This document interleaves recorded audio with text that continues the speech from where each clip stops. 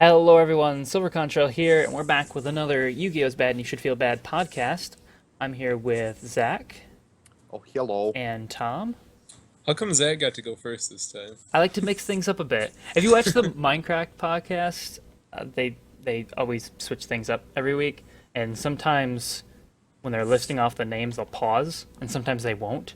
And every week that they change things up, everyone gets confused. I don't know if you've been keeping up with it lately, Tom. Not for the past couple weeks, I but have actually.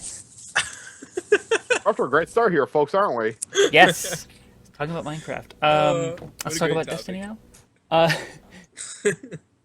today, this week, we're going to be talking about some side deck stuff, preparing for regionals because there is a regional coming up this weekend in Garden City, And we're all gonna and go to it. Woo! and Wait, Zach, who are uh, you riding with? Traverse City local peoples. ooh, I know, right? scrubs. JK, I don't know who they are. They kind of are. That's Wow, that's going to be on the internet for everyone to see. I'm a I know, I'm direct joking. influence. Do they though? I'm gonna hope so. Otherwise, I'm looking like a giant tool right now. Anyways, We're going to talk about Wing Raiders and maybe some other things. We'll see where we go. So, Yeah. first of all, Zach, do you have your side deck figured out now? I really hope so because I'm sick of looking at it. Why don't you tell us what you're gonna side and I can criticize because that sounds like fun. All right. I'm gonna explain my choices a little bit so that I don't sound like a complete and total idiot, but I'm still probably gonna. But okay, and that's all over the place because trying to re-sleeve it. Wait, on me. Those are sided. That's side. Where's the rest of it at? Uh-oh. Hold on. Okay. 2, 3, 4, 5, 6, 11, 12, 13, 14. Okay, we got 15. We're good. Let's find out how We can bad I am count. at deck building. Wait, Uh, what are you playing? I'm playing Burning Abyss. Okay. I am maining 2 anti-spell. I don't have a third, so there's not going to be a third on the side. Okay. How prominent do we think pendulum ducks are gonna be there? It's not just for Pendulum decks. It's to also slow down Monarchs and to a degree Cosmo, because they can't just e-tail you turn 1 unless Good they chain it. answer. Good answer.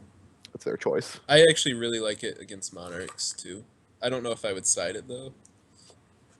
I don't know. I think there's better things to side. Yeah. But, Well, but I yeah. mean, I'm maining it, so we'll see how bad that turns out. Wait, to be. you're It'll probably be maining it? awful. You're maining Yeah, it? I'm maining 2 of them. I think that's a bad choice right now. Probably. I could swap some stuff around though. I mean, my side deck's fairly okay. Let's go back to the side deck here. First off, for traps, I'm running 2 time space, both for Cosmo matchups and then Pendulum matchups. It's pretty good against both, I feel, especially against Dark Destroyer because it's card. Is that card there because you don't have that many strikes? Shut up. It's still Hey, a good card. that's okay. Yeah, I only don't have have any strikes, so I mean, it's budget as hell basically. It's still a good card. It is. It's just If I not had as time good. spaces, I would play them. So yeah, it's 2 time space. Then I believe it's gonna be 2 or 3 Iron Wall. I don't remember what my count was here. Cosmo, and if in case that Rogue Infernoid player shows up, I'll be good. And it could also That's- be a decent side against Monarchs because Pandaria is a thing. Mhm. Stops that, and it stops Mega Kai, so they really play that. But and I think the Prime Monarch trap. does it? Oh yeah, that does banish one to summon itself. So yeah, it's fairly decent against Monarch. Then after that, triple Chaos Trap Hole, both for the Mirror and for Cosmo, because Cosmo I feel is going to be my worst matchup, so I want to make sure I'm ready with side deck for them.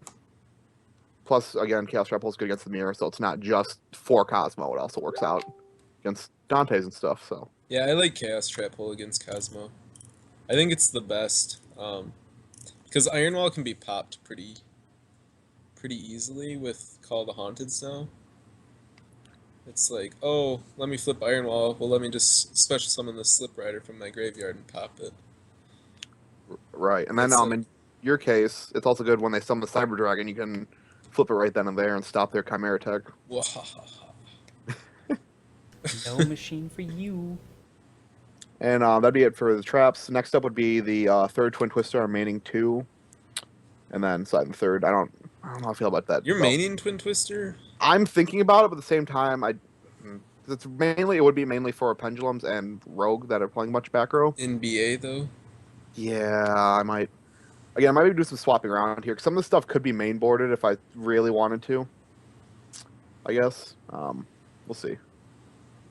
Then up next for monsters, 3 of the Gameshiel Sea Turtle dude. Yeah. Basically against any problem monster, just gets over 'em. Mainly, of course, Dark Destroyer. But I feel like I'm a little siding too heavily for the Cosmo matchup. Yeah, we talked about that, and I was like, well, you got to decide how much you're gonna actually be able to side out against Cosmo. Yeah. So like, and then you got to prioritize because like, different cards are pretty good. Other ones are pretty meh. Two Different Majesty's cards are Fiends. good. Different cards are bad. 2 Majesty's Fiends. I feel like you should main those. I Your could swap out main the Twin vanities. Twisters for. Yes, do that. Like Okay. that's such a strong first like game 1 play. The only thing I don't like about Majesty's Fiends, it's you're negging when you summon it because you have to use the Burning Abyss effect to special summon itself. Then you sit on the Majesty's Fiend, so you're down. That's the one reason I didn't like maining it before. I was maining it for a while, but But it's a floodgate. it's a floodgate. You're It's right. really hard to kill.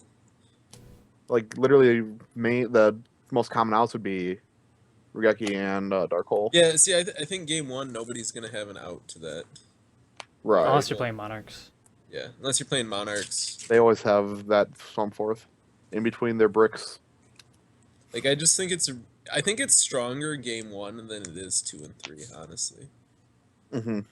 So then I could decide out. And, yeah. Yes. And the last 2 cards would be 2 Maxi. Because I don't feel it's nearly as good to main at this format because main matchups can be Cosmo and Monarch, and they don't special summon a whole lot. So I did want to incorporate Valor in here somewhere because I feel like it'd be better this format, but Monarchs do special summon a lot though. do they? Oh, I guess they. When they go like the idea play and then just start like special usually they- summoning 3 monsters and then Should I main deck it then? I don't know. I don't know your main deck, so It's fairly generic. Nothing super amazingly spicy tech or anything like that.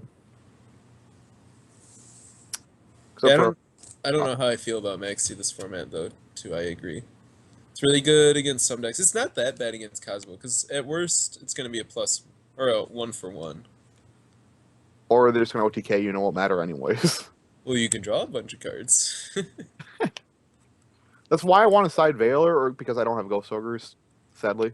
But I want something to draw into with Maxi. I don't like just drawing off Maxi with nothing to, go with it. That's how I feel about the card. Yeah, that's always the hard part, deciding what you can play that you'll draw off of Maxi. And what I think has always been the case is that even if I do play something that I can draw off of Maxi, then I'm just gambling in the fact that I'm gonna draw it off of Maxi, and it always feels like a waste to me. That's a good point. So that's the side deck. It's probably going to change between now and Saturday, but I think for the most part it's fairly set there. But I'm here's going a- to switch out the Majesties for the Twin Twisters. Here's a question Anyways. I have. Do you guys think people are gonna be playing Magispectors there? No. No. Because people were playing Magispectors in Indianapolis, went.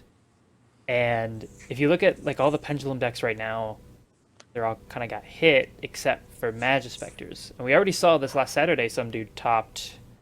I don't know if it was a regional or what it was, but he topped with Magispector and Magicians. It was on ARG. I don't think the deck's strong enough. I think it's kind of meh, but it's still Because- maybe consistent enough, decent enough. Yeah, it was a regional in Montreal. The only thing I'm thinking is that their best trap is now generic with Sound Strikeout. But it's searchable. So it is searchable. You're right there. But I think just the fact that the card exists without the requirement to tribute makes it less people are less likely to want to build the deck because they're going to just play the card and other things. But you are right; it is searchable in their deck, so it is technically speaking better in that case because you can search it. He said the MVP of the day were his sideboarded trap cards. Surprise, surprise. He played 3 Rivalry of the Warlords, 2 Gozen Match, 2 Yo, Iron Wall. I was thinking about how good those are right now. Like those cards are crazy good right now. They Yeah. really are. Like Yeah. Cosmo can't do anything with them, and The case is that Cosmo Pendulums can't do anything with them. Cosmo can't. Is it the case where they can't activate the effect? The special? I don't think they can they? The way it works, it's you if you have another psychic in your hand, like say you banish Farm Girl, you can Then you can do it, reveal yeah. like the Good Witch, and then you can special summon the ship because you had another target. That's a good point. That makes sense. Just so long as you have another target, you're good. But yeah,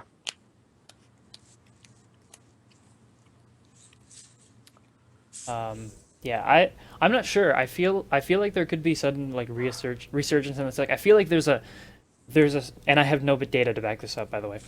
Like there's this small fan club of people who have been like waiting to play Magispectors, and now they're all of a sudden going to be everywhere. And they might not do very well, but they're going to be all over the place. So that'll be interesting to see. It'll be interesting to see how many Magispector decks show up, if any. That's I worst didn't case, and I'm gonna have a hard time because they can't be targeted either or destroyed. yeah, that's kind of interesting. See, I didn't see any last time I was there, so I'm gonna assume nothing really changed. I think I played against one when I was playing Pendulum Magicians, and I feel like I got Wavering Eyes that blew out that game. Pretty sure that's what happened. I don't remember. So, yeah, I don't know. I don't think the deck is very viable, especially because like so many people are still playing cards for anti-pendulum strategies. True. So, I mean, everybody's still got anti-spells because we're afraid of some weird Pepe variant that's gonna dominate. Everybody's got Twin Twisters now, so that makes back row less good. You basically just had to play an aggro deck, and the best aggro decks are the best decks anyways right now. Cosmo, maybe Mermaid. I don't think Infernoid? Mermail's very good either. I'm Infernoid's- salty. I lost to Mermail twice at local Saturday. I was so mad. I think people are sleeping on Infernoid right now. Certainly not at our Infernoids? locals. We have so many people who play Infernoids there. But nobody good. Oh, Shots fired. Pew pew He pew. went there. I actually put my Infernoids together, and I played it not this last Saturday, but the Saturday before, and I started playing it, and I was reminded of why I don't play it anymore because I just opened up with like an all monster hand and no Decatrons and no mill cards, and you know you look at that 5 alt card all monster hand, and it's just like you just lose first turn, and that happens way too much with that deck. It just reminds me of playing Lightstorm. I don't really like playing it kind of for that reason. But it's so much fun when you sack. You just, it's, oh. You, Wait, you is either just like sacking sack ever people. like satisfying? No, I don't I like just it. think it's amusing. I don't think it's ever like satisfying per se, but it's just funny when it happens. It's like, oh, I won because I drew the best card I could. It's I even like, it's yeah. even worse if you like you reasoning for like a billion cards and then you make a play, but they just manage to survive, and then they OTK you next turn, and it's just like you had the god hand and you couldn't do it. That's even worse than getting blown out. that is true. I just want a deck that's like, you know, performs consistently, doesn't just auto lose to certain things, certain decks, and doesn't auto lose to itself. Would be nice, I think. I But have the answer for you. is it does. Cosmo? It may be. See, the problem with Cosmo is it may not be that way for much longer. I'm not sure. Also, it's expensive, which is actually the only reason that is relevant to me. It is incredibly expensive now. Somebody was trying to tell me it was $200, and I was like, ha! What? No. I was like, good luck with that. It's weird because people go the other way on a lot of other decks, like Perform Mages. People were talking about that being $1,000 deck. It was not $1,000. No way.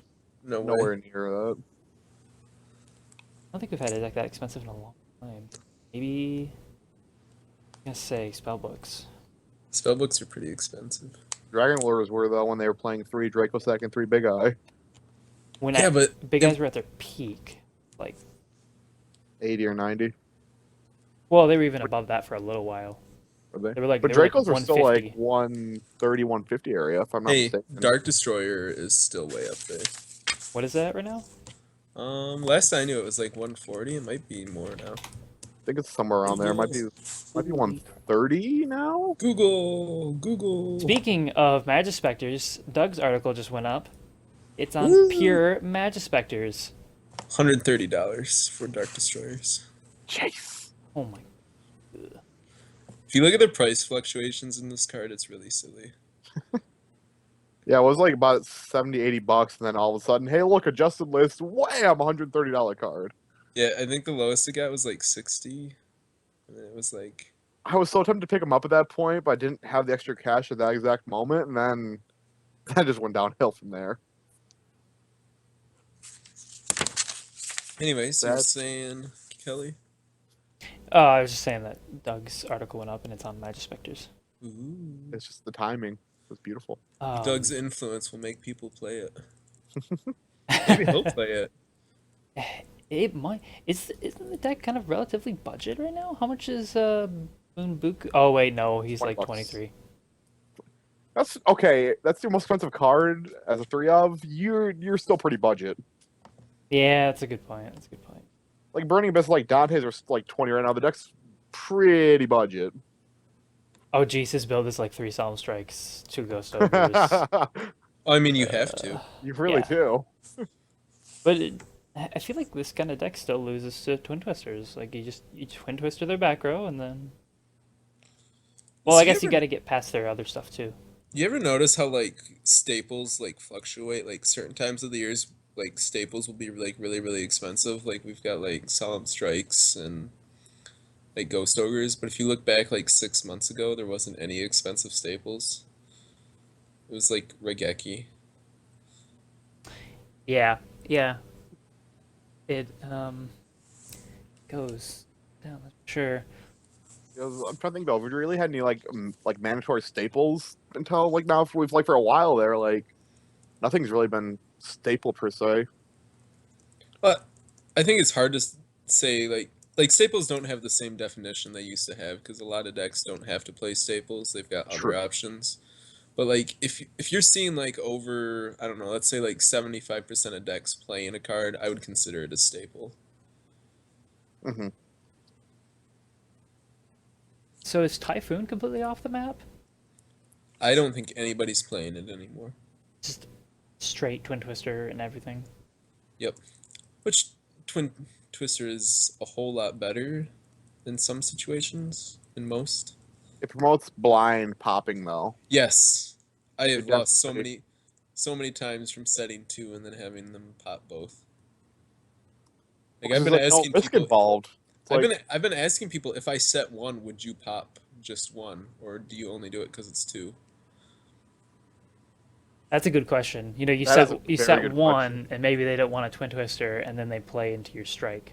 Yeah, so if I'm at locals and like every time I'd get like twin twistered, when I'd set 2 back rows, let's say, and somebody would twin twister them, I would be like, now, if I would have set 1 like after the match, would you have blind twin twistered? You know, what was the answer? it was usually no, except for in one situation it was yes. Yeah, I made that exact point when I wrote about Twin Twister for one of my Spotlight articles or side deck. It's like articles. back in the mind games with Heavy Storm where you wouldn't set like all your back rows in case they had the Heavy Storm. Yeah, it's exactly that. It's exactly that kind of sense of now there's this new card in the game, and the theory behind how you play back row, how you play continuous cards too, is completely different. Mhm. It's crazy that one card could just blow out a pendulum scale, and you can play like 6 different cards that do that. I mean, we needed that though because pendulum scales were getting like really broken. at I this think point. some of them were getting broken. Some of them not so much, and now you basically can't play those decks. That's true. You also can't play decks that rely on like continuous cards. Like Fire Fists would basically like not be playable. If Twin Twister had come out when Fire Fists were a thing, I think Fire Fists would have been not as good. Oh, they're not playable anymore. They're done. Oh yeah, for sure. It's like the reason I give up DDs was because if I like I play my continuous spells and they go Twin Twister, then I just scoop. But there's still hope. There's the structure deck. Yeah, yeah, yeah. There's a structure, but by the time it comes out, let's face it, not really a lot of people are gonna play it. The dragon stuff looks kind of cool though. Kind of hype for that Fugrat stuff. It does look pretty neat. Looks bad, but It's not the point. It's not whether it looks, it's that's playable not, or not. That's not why we play Yu-Gi-Oh. Why do we play Yu-Gi-Oh? Actually, I was gonna actually go off on this because I was on the way home last Thursday. Actually, no, this last Saturday I was listening to um, the Planet Destiny podcast, and they were talking with Derek Carroll. He's one of their guys who does their PvP multiplayer, competitive multiplayer in Destiny. And they designed a new mode for Valentine's Day, which is team doubles and it's elimination. awful. First, yes, first team to 5 wins. Wins at if you die, you're down unless you get revived, and once both players are down, that's the end of the round. Self-resing makes it horrible. Anyways, Yeah, and they added some new mechanics and stuff, and he was talking about designing that and things, and he was talking about the what players get out of it, certain matches, what they get out of encounters, what they get out of you sit down to play a game, and I was thinking about that in the context of Yu-Gi-Oh. What do players get out of it when they sit down and they play a match? Where are they enjoying the match? Where are they not enjoying the match? And I think about that in the context of Konami. Like, how does Konami say, or does Konami even say, okay, we're trying to improve the player experience in Yu-Gi-Oh, or we're trying to improve the competitive experience, or we're trying to improve the casual experience? Are those things inherently inseparable, or like together? Can you extrapolate them out and build on them in distinct ways? Is really weird because I don't know if I've ever heard people talk about that. How do you create enjoyment in Yu-Gi-Oh, and what do people really enjoy out of Yu-Gi-Oh? And it seems like a lot of people will answer, "Well, I like winning," and that's as far as they get. See, I don't know if that's necessarily true for me. If like I don't think winning's everything. It makes the game funner, but like if I was just playing a deck that wins all the time, I don't think I would enjoy it if I didn't enjoy how the deck plays. If I was playing like what's a deck I despise? Burning Abyss. oh, I feel Even though I like- feel like I'd actually enjoy playing the deck, so let's not do that one. Let's do Light Sworns, for example. If we were playing really sacky decks back in Light Sworn days, and you didn't enjoy playing the deck at all, like, would you actually enjoy winning? I don't think I would. Yeah, I don't think so either. I think it would be kind of boring. I Playing think it. for me, I'm sorry. Continue. No, go ahead. I think for me, the reason why it's fun is because it takes like thinking and thought and strategy to like most of your moves, and there is some luck factor involved, which makes it continually like exciting because you don't know what cards you be dealt. I mean, you know your deck, but you don't know what combination of cards you're gonna see in your opening hand. Yeah, I You think like how to play with what you're given. yeah, I think that's a good point. Like the puzzle of the game, like getting cornered and then like seeing if you can come up with a way to get out of that situation. You know. You guys think it's maybe too easy to corner people right now? No, 'Cause I don't think so. I will say that I like the process of deck building probably the most in this game. I like coming up with new strategies and new ways to play decks. Maybe even more so than actually playing the game. But I don't. What I hate the most is that when I sit down to build a deck and I'm putting cards in there and I'm thinking to myself, okay, this deck will auto lose to these cards. List out actually like probably a dozen or more cards that it just will lose to, because that's how these cards are designed. Things like Dark Destroyer or Apocryphal Towers or whatever, Heavy Storm even. And then being like, okay, well, I either have to dedicate like a quarter of the deck just to solve that one card, so I have to limit how much I can go creatively with the deck, because there exists this like one card I have to play around, or I just accept that I'm going to lose to it, or I just don't play that strategy at all. And I think a lot of people get to the point where they just don't play that deck at all, and then they go to play the deck that prevents other people from playing certain things, which I'm not quite a fan of. Well, yeah, I think it depends on what level you're playing at. If you're playing at like the highest competitive level, it is easy if you're playing a like deck that isn't as good to get cornered, and it's harder to get out of that corner. But I feel like if you're playing like at a competitive level, you're playing a competitive deck, you're not. It's just as easy for you to get out of those situations as it is for you to put somebody in them. Um, so to continue kind of on this topic, what do you guys think about really competitive matches versus really casual matches? The term that's been going around a lot in the Destiny community that seems to have spontaneously appeared in the last or like last year or so has been calling competitive matches sweaties. So like, your hands are sweating, you're just like you're going all out against Knees are someone shaking. someone who is either at your skill level or above your skill level. And they have spaghetti in their pocket. Or playing casual matches, sort of. I'm trying to think of what Derek Carroll called it the last time I was listening to him. He said something about beer and pizza matches, where you're just like playing for fun. You're just throwing cards down on the table. Do you guys think the game has room for both of those in terms of set releases and how events are structured, even at local levels, and the ban list?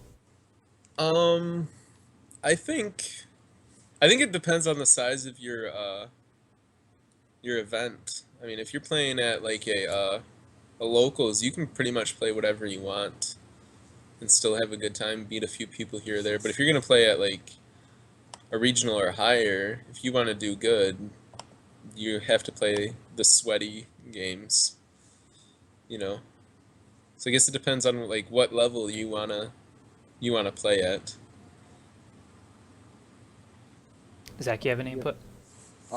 Yeah, with like in terms of set release and stuff to go along like with, they do definitely make decks that are both more for casual games and then ones that are meant for high tier competition. And they kind of recognize that both audiences are there, but I feel like they tailor most of their events, if not all of them, pretty much towards the quote unquote sweaty matches, and like there's that high stakes, high level competition, which I think for the most part, like that's most of the most vocal part of the player base. You can't say that's for sure like the largest part of the player base, but the most vocal is that competitive crowd.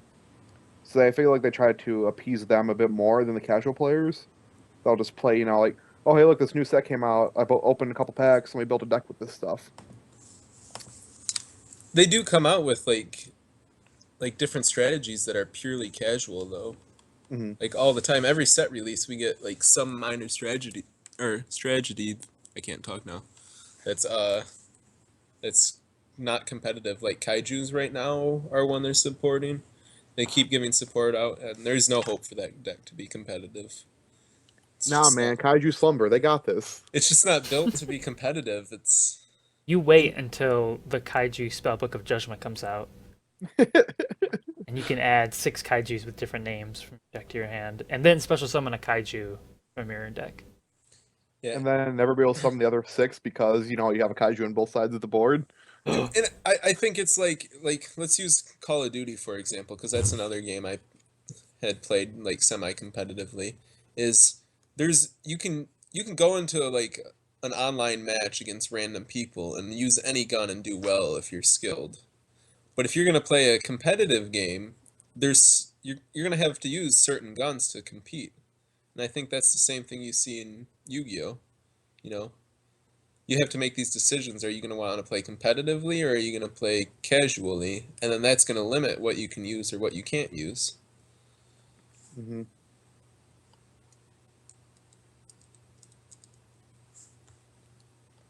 I think I was getting someone's name. I'm trying to bring up their name now. Because the guy on the podcast, Okay, yep, I got it wrong. I was thinking of someone else they had interviewed. His name is Leif Johnson. He actually worked on Call of Duty as well. He worked on Black Ops. Okay. So I wanted to bring that up again, and he talked about that as well. He talked about bringing that into more competitive mode, and whatnot. Yeah, I just think, especially with the sheer amount of themes this game has now, it's impossible for them to make everything equally competitive. So if you want to play your Dragoonities or you want to play your Medolces or whatever Zach likes to play that isn't good, if you want to play those decks, like you can't play them at the competitive level, so you have to make that decision. Are you gonna play? You gonna play for fun, or are you gonna play to win?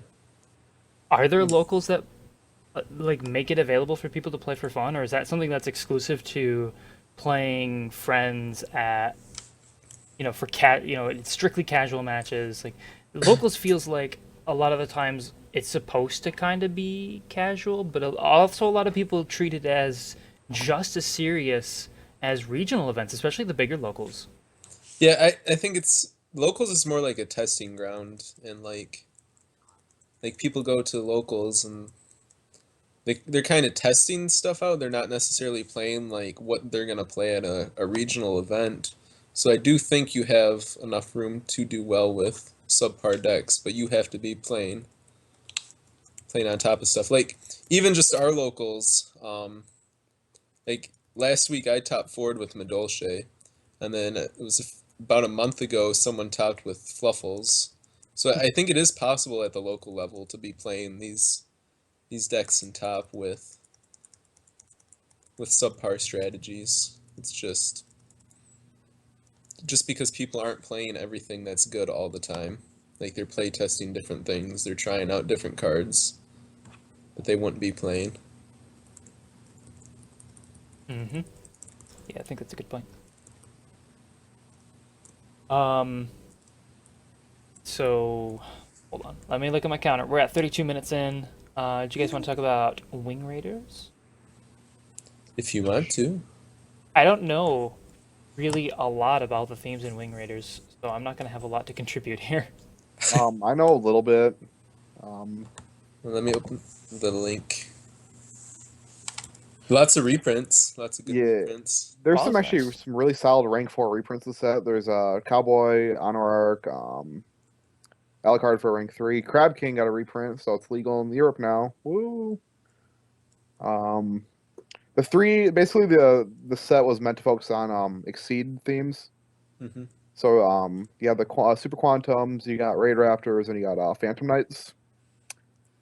I, The hypest one right now is definitely the Quantums because it's an engine that's being teched into Monarchs, I think the engine has a lot of potential the way it's structured. There's a lot of looping and adding things back. which is why ETEL is probably more likely to get hit now than it was before because it's another thing that relies heavily on basically, I mean, not necessarily abusing ETEL, but using it to gain advantage very quickly. Because if I'm not mistaken, they're the target they summon This is the blue when one. it's the blue one when it's sent to the grave, it can kick itself back to the deck. So you can run like 3 ETEL and 1 copy of the blue dude and be good. Need to Hmm. double check that though if I can find the blue guy, which I Blue can't. guy's level 3 and it's psychic. Yeah. Blue layer. It is when it's normal or special summon, you add 1 super quanta card from your deck to your hand. Except blue layer, if this card is sent to the graveyard, you can target up to 3 super quant cards in your graveyard, shuffle them into your deck. Yeah, so Monarchs are using that to just basically get a free tribute engine going, and which is why Red Layer is currently the most expensive card in the set. Granted, it's only $25 ish, so it's not super expensive, but Oh, it's an Ultra? Okay. yeah. Couldn't tell what rarity it was from the Wikia picture. The deck itself on its own quantums look like it'd be pretty cool because basically their whole end result is creating a Megazord Exceed that is basically a towers. It's a neat idea, but obviously on its own it's not consistent enough to do anything, I feel, at the competitive level. But I definitely feel like we're going to be seeing a lot of quantums teched into Monarchs here upcoming. One of the other themes is Raid Raptors, which has been around since, I believe, New Challengers was when it was first released. And it's still not good. But they got their Exceed that searches things. It Yeah, finally, but they it finally. it doesn't do anything. I know, I agree. Personally, I don't feel like the deck is good. I mean, The obviously, deck is designed very poorly. it does a lot of searching, which makes you think it's going to be like really scary because they're going to summon a bunch of stuff, but then they don't. So like, oh, they have like 4 monsters in defense mode and they search like +5 this turn, but they didn't do anything with it. Okay. And They then remind me of Blackwings. that's kind of like what their whole. I think that's what the whole point is. They're supposed to be the new Blackwings. There's an episode in the anime that's Raid Raptors versus Crow's Blackwings. Does Crow win? I feel like Crow wins. I don't remember. I didn't actually watch it. I just heard some talk about it. I know Bobby Kenny has been talking about Raid Raptors quite a bit. I mean, I feel like the way they're designed, there's some potential there. Like, but for the moment, I don't think it's going to do anything. They can make Infinity now though, because they have that Soul Shave Force, so that's a thing. And then the last archetype is the Phantom Knights. I'm only interested in them because their rank 3 is generic and amazing because it's a Scrap Dragon. In the OCG, they were teching this in with some Burning Abyss cards. Like, it was, the main engine was Phantom Knights, and they just threw in some Burning Abyss tech. So I'm curious to see if that will make the rounds here as well. Is it just me, or like the biggest takeaways from this set just like 2 generic rank 3s that Burning Abyss can abuse? Pretty much, yeah. Oh yeah, because of the rank 3 Super Blue Quantum. Ranger. See, yeah, it just pops. It's a popper spells There's traps. Booby Trap E. I cannot believe the name of that did not get changed. I'm just Dude, saying. that card is awesome. I don't even remember what it does. You discard one card and you set one continuous trap card from your hand or graveyard to your field. You just can't What? activate it during that turn. Oh, Yeah, it's a trap card. I want to do some shenanigans with this. So you can like reuse your vanities or it's like, oh, One you pop my continuous- vanities? Yeah. From your graveyard. Like I don't And think it can't people be activated? realize. Oh my god. That's insane. Yeah, like I don't think people realize how broken this card is. Dude, you can reuse Skill Drain with this too. Yep. Oh Gosh man. dang it, I want to use this Burning Abyss, but I know it'd be bad. But it just seems like such a fun idea. Let me just discard this Burning Abyss to get back, my vanities or my skill drain, and I wonder oh, that's so how funny. many like once per turn effects you could actually abuse with this. Because there's a lot of continuous traps out now that you send them to the graveyard to do a thing, and then this will just like get them back. Then you just need to play something that gets this back. And the Good loop to will be go. complete. Loop. It's like people don't realize how good this card is. It's secret. What is that I, mask I card? think it's what? That mask that gets the trap back from the graveyard. Oh, Mask of Darkness. Yes. Flip effect monster from, I think, 2004. Yeah, Mask of Darkness. Flip target one trap card in your graveyard. Add that to your hand. There we go. Yeah, the fact it like resets like trap cards, continuous trap cards, it's really silly. So I totally misread it. The fact that it said it can be activated during this turn, I thought it said it cannot. So I'm like even more hyped to like put this card and stuff. I know. Like people don't realize it's like Oh my gosh. it's really good in Burning Abyss. That's why I want to use it, but oh man, that's funny. That is too good. Yeah. Isn't it just a super rare too? I don't know. Yes. Oh snap! Go buy 85 cents. Let's go. some. I should pick up a play set of those right now. I am going to order them right now as we're talking. So, oh, that's too funny. It's the wrong word I typed in. Oops. Well, I think that's about it. Heading into the 40-minute mark. We Cool. pretty much tackled all our topics this week. Next week we'll probably talk about regionals. And how we all went X3 drop except for Tom, who will probably top again. I actually kind of wanted to do bad. Like that's why I was thinking about playing Medolce. Like I was toying with the idea. Like I don't want to do bad, but like every regional I go to, it's just like so long, and I just kind of want to like scrub out and be done. Like scrub out and just be like, all right, let's have fun. Dude, I'm not gonna lie, scrubbing out at Indianapolis was really relieving. I just didn't care the rest of the time. And I was like late to my match, and my Yeah, opponent was like, "Oh, you're late. You got a game loss." I'm like, "Dude, I don't even care. I got Yeah. food." I'll probably drop if I go X1. I'll probably be like, all right, that's X1 drop. How'd you do? X1? How many rounds did you play? One. You send the check the drop box on it and hand it back to your opponent. Your opponent just like looks at it, looks back to you, and does a double take. I'll be like, I'm gonna go play win a match. All right, so this has been episode 5. Thank you guys for watching, and until next time, then. Bye. Bye. Bye.